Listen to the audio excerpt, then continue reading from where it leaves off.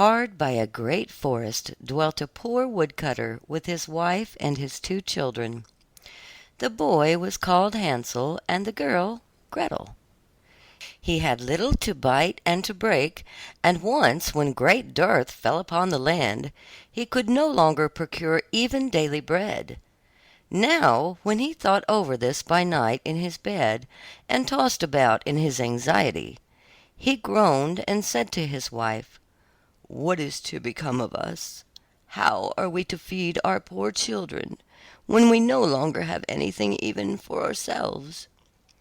"I tell you what, husband," answered the woman. "Early in the morning we will take the children out into the forest to where it is the thickest. There we will light a fire for them, and give each of them 1 more piece of bread, and then we will go to our work and leave them alone. They will not find the way home again, and we shall be rid of them." "No, wife," said the man, "I will not do that. How can I bear to leave my children alone in the forest? The wild animals would soon come and tear them to pieces." "Oh, you fool," she said. "Then we must pass all 4 die of hunger, and you may as well plane the planks for our coffins." And she left him no peace until he consented. "But I feel very sorry for the poor children, all the same," said the man. The 2 children had also not been able to sleep for hunger, and had heard what their stepmother had said to their father. Gretel wept bitter tears and said to Hansel, "Now all is over with us." "Be quiet, Gretel," said Hansel. "Do not distress yourself. I will soon find a way to help us." And when the old folks had fallen asleep, he got up, put on his little coat, opened the door below, and crept outside. The moon shone brightly, and the white pebbles which lay in front of the house glittered like real silver pennies. Hansel stooped and stuffed the little pocket of his coat with as many as he could get in. Then he went back and said to Gretel, "Be comforted, dear little sister, and sleep in peace. God will not forsake us." And he lay down again in his bed. When day dawned, but before the sun had risen, the woman came and awoke the 2 children, saying, "Get up, you sluggards. We're going into the forest to fetch wood." She gave each a little piece of bread, and said, "There is something for your dinner, but do not eat it up before then, for you won't get nothing else." Gretel took the bread under her apron, as Hansel had the pebbles in his pocket. Then they all set out together on the way to the forest. When they had walked a short time, Hansel stood still and peeped back at the house, and did so again and again. His father said, "Hansel, what are you looking at there, and stand behind for? Pay attention, and do not forget how to use your legs." "Oh, father," said Hansel, "I'm looking at my little white cat, which is sitting up on the roof and wants to say goodbye to me." The wife said, "Fool, that is not your little cat. That is a morning sun which is shining on the chimneys." Hansel, however, had not been looking back at the cat, but had been constantly throwing one of the white pebble stones out of his pocket on the road. When they had reached the middle of the forest, the father said, "Now, children, pile up some wood, and I will light a fire, that you may not be cold."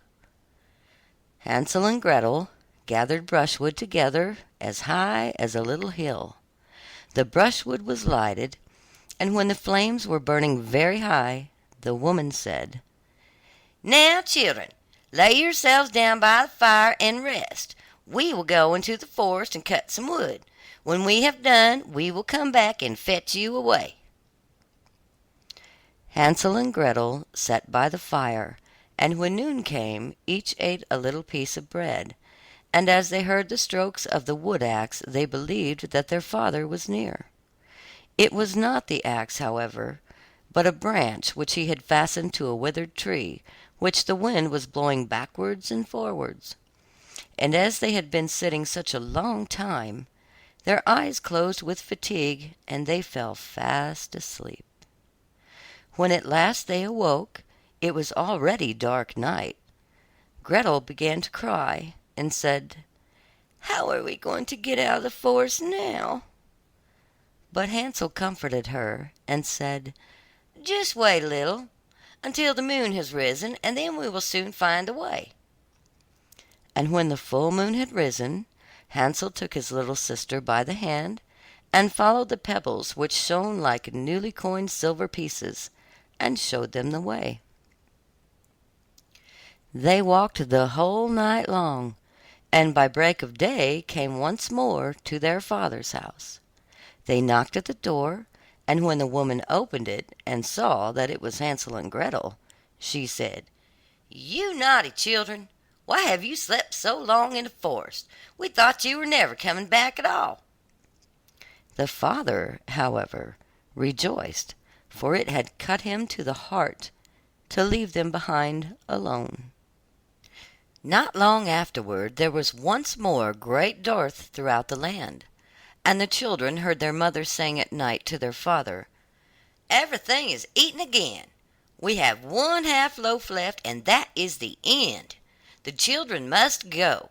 We will take them farther into the wood, so that they will not find their way out again. There is no other means of saving ourselves." The man's heart was heavy, and he thought, "It would be better for you to share the last mouthful with your children." The woman, however, would listen to nothing that he had to say, but scolded and reproached him. He who says A must say B likewise, and as he had yielded the first time, he had to do so a second time also. The children, however, were still awake, and had heard the conversation. When the old folks were asleep, Hansel again got up, and wanted to go out and pick up pebbles as he had done before, but the woman had locked the door, and Hansel could not get out. Nevertheless, he comforted his little sister, and said, "Do not cry, Gretel. Go to sleep quietly. The good God will help us." Early in the morning came the woman, and took the children out of their beds. Their piece of bread was given to them, but it was still smaller than the time before. On the way into the forest Hansel crumbled his in his pocket, and often stood still and threw a morsel on the ground. "Hansel, why do you stop and look round?" said the father. "Go on." "I am looking back at my little pigeon, which is sitting on the roof, and wants to say good-bye to me," answered Hansel. "Fool," said the woman, "that is not your little pigeon. That is the morning sun that's shining on a chimney." Hansel, however, little by little, threw all the crumbs on the path. The woman led the children still deeper into the forest, where they had never in their lives been before.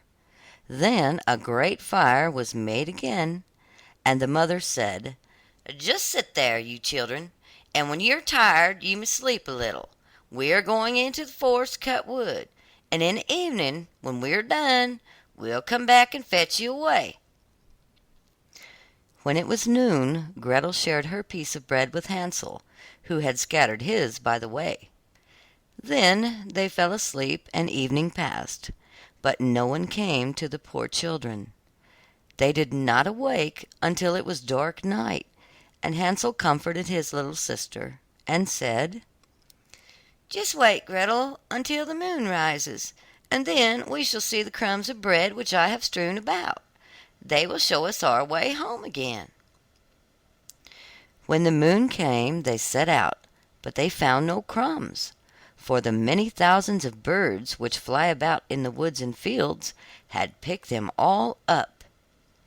Hansel said to Gretel, "We shall soon find the way." But they did not find it.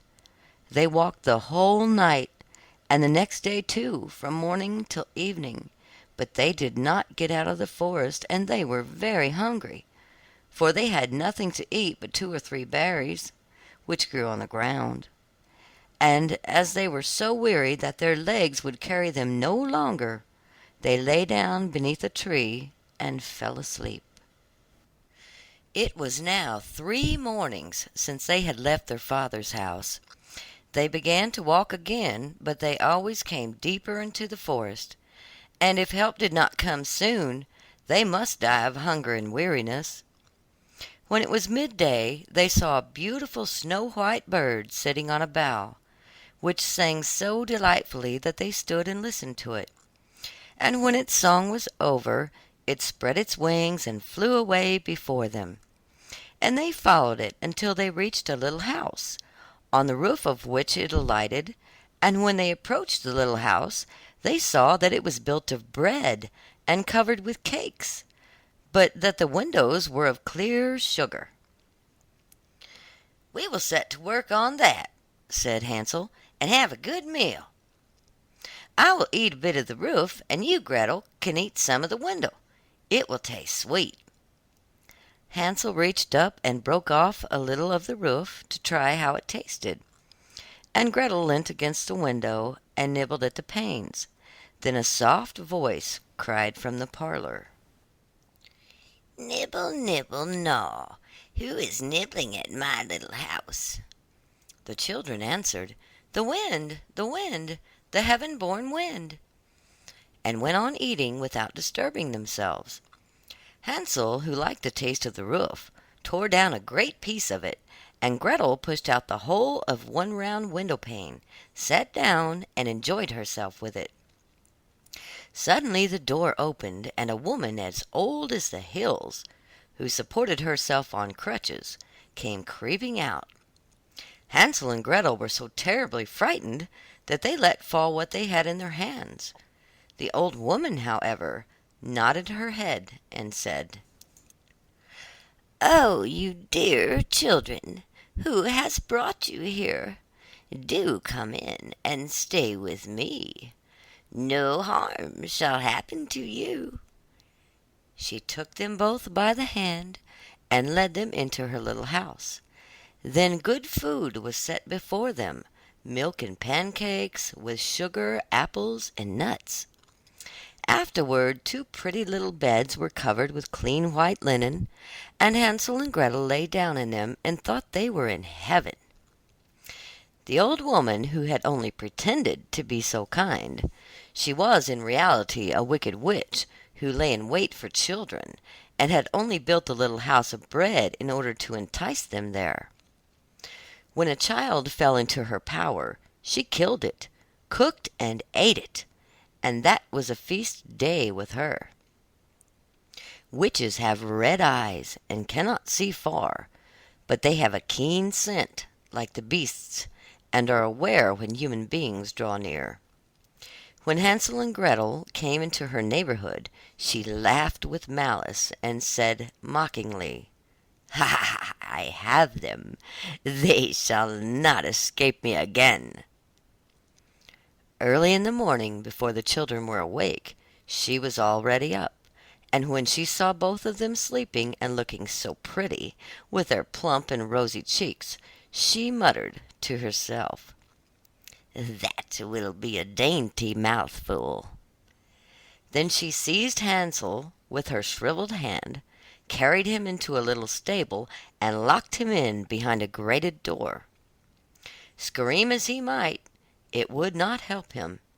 Then she went to Gretel, shook her till she awoke, and cried, "Get up, lazy thing, fetch some water, and cook something for your brother. He is in the stable outside, and is to be made fat. When he is fat, I will eat him."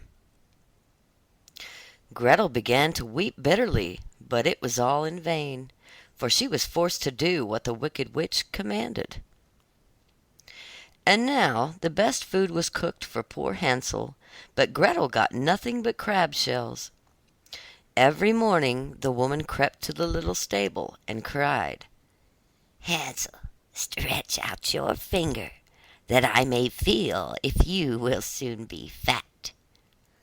Hansel, however, stretched out a little bone to her, and the old woman, who had dim eyes, could not see it, and thought it was Hansel's finger, and was astonished that there was no way of fattening him.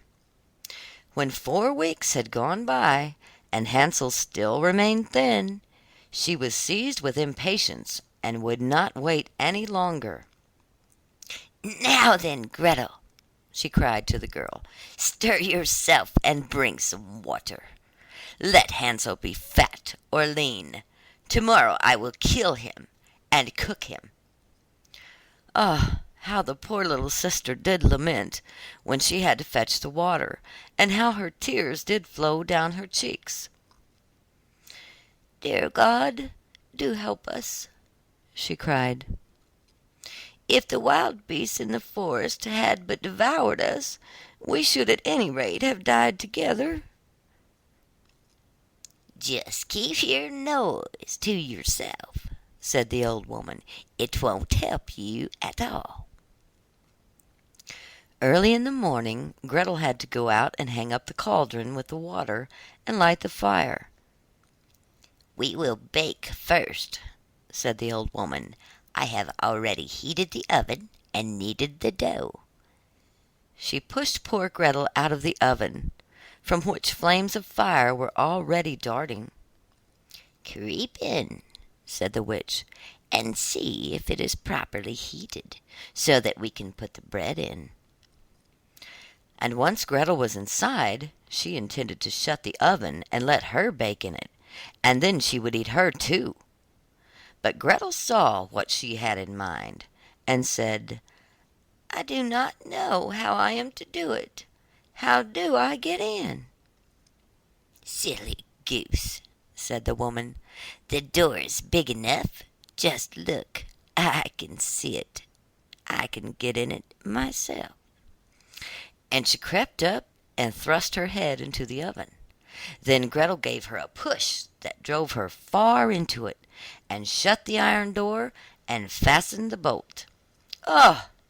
Then she began to howl quite horribly, but Gretel ran away, and the godless witch was miserably burnt to death.